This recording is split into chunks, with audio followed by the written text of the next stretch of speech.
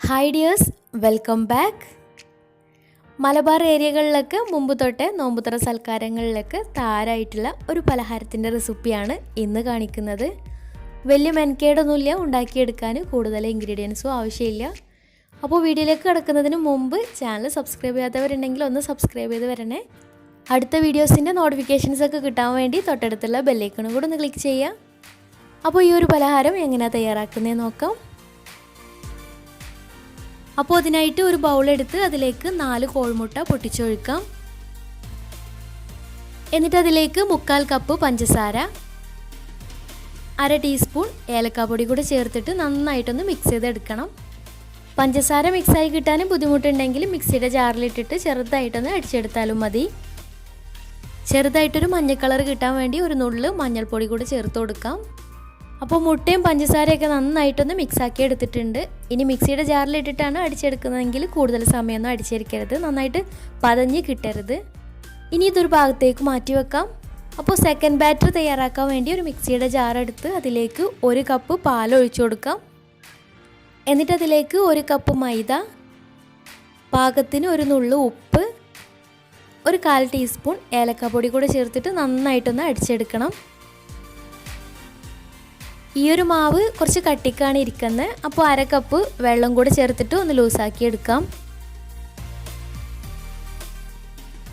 എന്നിട്ട് ഈ ഒരു മാവ് വേറൊരു ബൗളിലേക്ക് മാറ്റാം. അപ്പോൾ ഈ ഒരു ലൂസിലാണ് കേട്ടോ മാവ് വേണ്ടത്.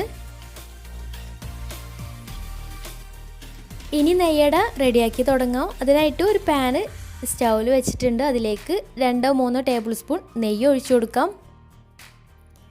നെയ്യ് നന്നായിട്ട് ചൂടായി വന്നാൽ അതിലേക്ക് ചെറുതാക്കി കട്ട് ചെയ്ത് വെച്ചിട്ടുള്ള അണ്ടിപ്പരിപ്പും ഉണക്കമുന്തിരിയും കൂടെ ചേർത്തിട്ട് ഒന്ന് ബ്രൗൺ കളറാക്കിയിട്ട് കോരിയെടുക്കാം. അപ്പോൾ നല്ല മഴക്കാറൊക്കെ ഉള്ള കാരണം ചെറുതായിട്ട് ലൈറ്റിൻ്റെ പ്രശ്നമൊക്കെ ഉണ്ട് കേട്ടോ. അണ്ടിയും മുന്തിരിയൊക്കെ ബ്രൗൺ കളറായി കിട്ടിയാൽ പാനിൽ നിന്ന് മാറ്റാം.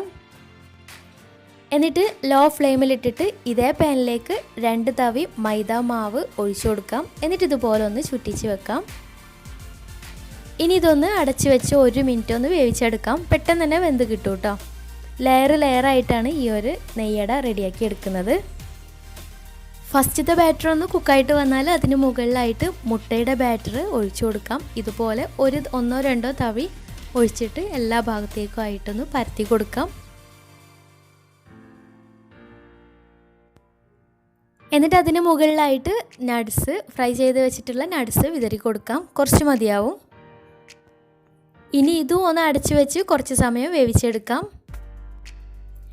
മുട്ടയുടെ ഈ ഒരു മാവ് വെന്ത് വന്നാൽ അതിന് മുകളിലായിട്ട് മൈദ മാവ്, പിന്നെ അതിന് മുകളിലായിട്ട് മുട്ടയുടെ മാവ്, ഈ ഒരു രീതിയിൽ ലെയറായിട്ട് റെഡിയാക്കി എടുക്കാം.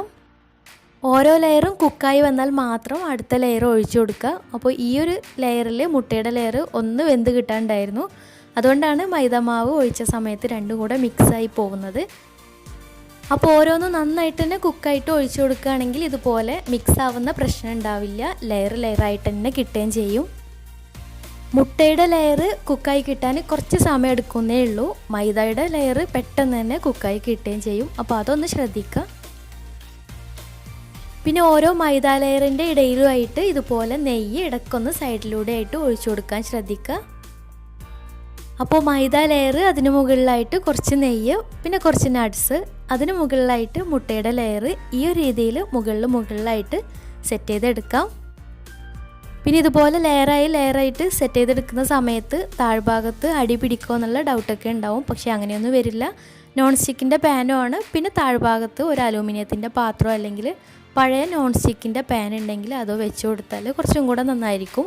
അപ്പോൾ ഞാനൊരു അലൂമിനിയത്തിൻ്റെ അടപ്പ് താഴ്ഭാഗത്ത് വെച്ച് കൊടുത്തിട്ടുണ്ടായിരുന്നു കേട്ടോ. അപ്പോൾ ഇത് അവസാനത്തെ ലെയറാണ്. അവസാനം ബാക്കി വന്നിട്ടുള്ള മുട്ടയുടെ മാവ് മൊത്തമായിട്ട് ഒഴിച്ചു കൊടുത്തിട്ടുണ്ടായിരുന്നു. അതിന് മുകളിലായിട്ട് ബാക്കി വന്നിട്ടുള്ള മൈദ മാവ് ഒഴിച്ചിട്ട് സെറ്റ് ചെയ്തെടുക്കാം. എന്നിട്ട് മുകളിൽ കുറച്ച് കൂടുതൽ നട്ട്സും കൂടെ വിതറിയിട്ട് അടച്ച് വെച്ച് വേവിച്ചെടുക്കാം.